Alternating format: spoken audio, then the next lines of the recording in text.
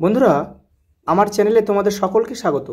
আজ আমরা class 7-এর Ryan Martin প্রশ্নবিচিত্রা থেকে ইতিহাসের প্রথম ইউনিট টেস্টের দ্বিতীয় স্কুল সলভ করব। প্রথম প্রশ্ন, বাংলাদেশের চট্টগ্রামের উপকূল অঞ্চলের প্রাচীন যুগে নাম কি ছিল? উত্তর হবে হরিকেল। হরিকেল।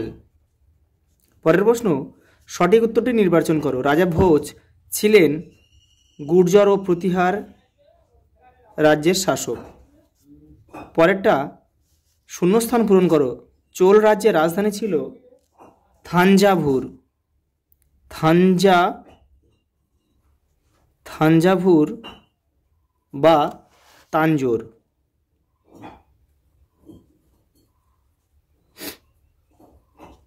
থাঞ্জাভুর বা তাঞ্জোর। পরের প্রশ্ন, হিজরত বলতে কি বোঝো? তোমাদের টেক্সট বইয়ের 19 নম্বর পেজে উত্তরটি রয়েছে। হযরত মুহাম্মদ ও তার অনুগামীরা 622 খ্রিস্টাব্দে মক্কা থেকে মদিনায় চলে গিয়েছিল।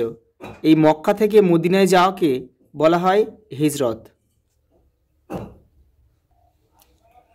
পরের প্রশ্ন, শূন্যস্থান পূরণ করো। 1206 সালে বখতিয়ার খলজি মারা যান। পরের প্রশ্ন, নাড়ু বলতে কি বোঝো? চোল রাজ্যে কতগুলি গ্রাম নিয়ে গড়ে উঠত নাড়ু? পরের প্রশ্ন, শূন্যস্থান পূরণ করো। বাংলায় পাল যুগের রাজারা উৎপন্ন ফসলের 1/6 কর হিসেবে নিতেন। পরের প্রশ্ন, কিভাবে প্রাচীন বাংলা ভাষার জন্ম হয়? তোমাদের টেক্সটের 30 নম্বর পেজে উত্তরটি রয়েছে।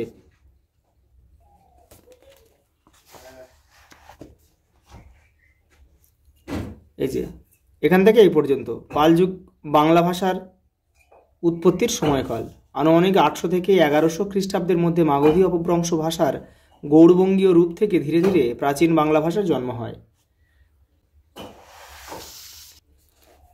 পরের প্রশ্ন, তন্ত্রযান বৌদ্ধ ধর্ম বলতে কি বোঝো? তোমাদের টেক্সটের 31 নম্বর পেজে উত্তরটি রয়েছে। এই যে বাংলাদেশে তান্ত্রিক বৌদ্ধ ধর্ম শক্তিশালী ছিল। তারা নারী ও পুরুষ উভয়ের ভূমিকায় গুরুত্ব দিত।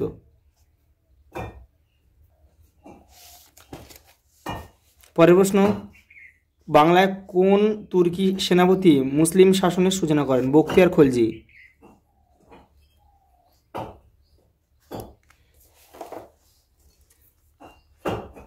(1205 খ্রিস্টাব্দে।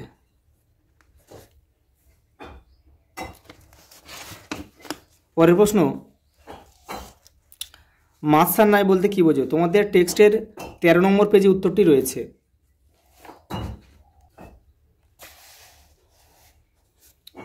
এই যে মাতসার ন্যায় বলতে দেশে অরাজকতা বা স্থায়ী রাজার অভাবকে বোঝানো হয়। এখান থেকে এই পর্যন্ত লিখলে হয়ে যাবে। পরের প্রশ্ন, রাজা বল্লাল সেন স্মরণীয় কেন? তোমাদের টেক্সটের 16 নম্বর পেজে উত্তরটি রয়েছে। এই যে বল্লাল সেন পাল রাজা গোবিন্দ পালকে পরাস্ত করেছিলেন। এখান থেকে এই পর্যন্ত প্রতিষ্ঠা লিখতে হবে। এই যে ব্রাহ্মণ্য আচার আচরণকে প্রতিষ্ঠা করেছিলেন, এই পর্যন্ত লিখতে হবে। পরের প্রশ্ন, শশাঙ্ককে কি বৌদ্ধ বিদ্বেষী বলা যায়? যুক্তি দাও। তোমাদের টেক্সটের 12 নম্বর পেজে উত্তরটি রয়েছে। এই যে এখান থেকে এই পর্যন্ত লিখলে হয়ে যাবে। ভারতে প্রথম মুসলিম আক্রমণকারী কে ছিলেন? তিনি কিভাবে নিজের অধিকার প্রতিষ্ঠা করেন?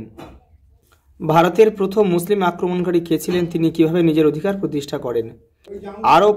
আরব মুসলমান মোহাম্মদ বিন কাসেম ভারতের প্রথম মুসলিম আক্রমণকারী। সিন্ধু প্রদেশে হিন্দু রাজা দাহিরকে পরাজিত করে তিনি নিজের অধিকার প্রতিষ্ঠা করেছিলেন। পরের প্রশ্ন, চর্যাবাদ কি? এর রচয়িতা কারা?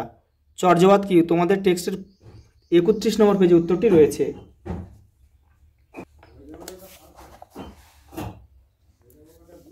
চর্যাবাদ হল খ্রিস্টীয় 8ম থেকে দ্বাদশ শতকে লেখা বৌদ্ধ সিদ্ধাচার্যদের কবিতা ও গানের সংকলন। এর রচয়িতা কারা? বৌদ্ধ সিদ্ধাচার্যরা এর রচয়িতা।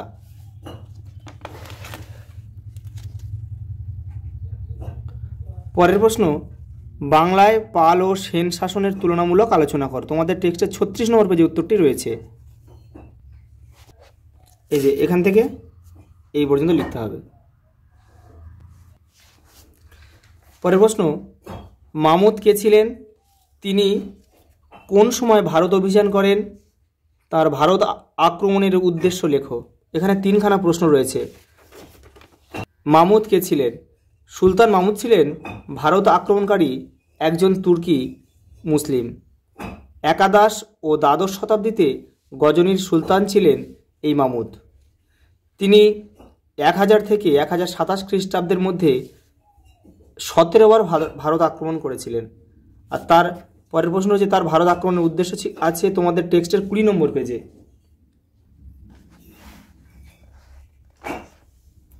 এই যে গজনির মামুদের প্রধান উদ্দেশ্য ছিল মন্দিরগুলি থেকে ধনসম্পদ লুট করে খোরাসান এবং মধ্য এশিয়ায় তার সাম্রাজ্যে তা ব্যয় করা। আনুমানিক 1000 খ্রিস্টাব্দ থেকে 1027 খ্রিস্টাব্দ পর্যন্ত মামুদ প্রায় 17 বার উত্তর ভারত আক্রমণ করেছিলেন। পরের প্রশ্ন, লাস্ট প্রশ্ন, পাল ও সেন যুগে বাংলার সংস্কৃতি ও ধর্মবিশ্বাস কিরূপ ছিল? তোমাদের টেক্সটের 30 থেকে 31 পেজের মধ্যে উত্তরটি রয়েছে।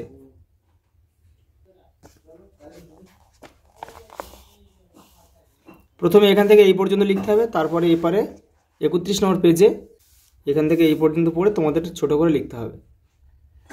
আজ এই পর্যন্ত, দেখা হবে পরের ভিডিওতে।